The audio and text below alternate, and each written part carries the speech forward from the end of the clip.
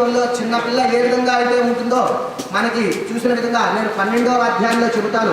ఆ బాలా త్రిపుర సుందరి అమ్మవారు ఆ విధంగా అమ్మవారి శక్తి రూపాలందరినీ ఆ దేవతలు ప్రసాదించడం అని అడిగింది. దేనికి ప్రసాదించడం అనేది అడిగిందంటే ఆ మహిషాసురుడు ఆ విధంగా దుర్భాషలాడటం జరిగింది. ఆ మహిషాసురుడు వధిస్తున్నాడు, యుద్ధం చేయడం జరుగుతోంది.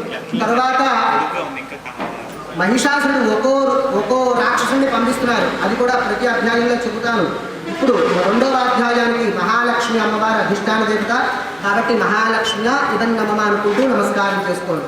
ఓం అస్య శ్రీమవిత్తమ చరిత్రస్య విష్ణు ఋషి మహాలక్ష్మీర్దేవత పుష్టిఛందః శాకంబరీ శక్తి దుర్గా బీజో వాయుస్తత్వం యజుర్వేద స్వరూపం శ్రీ మహాలక్ష్మీ ప్రీత్యర్థే ద్వితీయ చరిత్ర హవనే వినియోగః ధ్యానం. నమస్కారం చేసుకోండి. ధ్యానం అన్నప్పుడు ఇందాక చెప్పాను. ఆ ధ్యాన శ్లోకం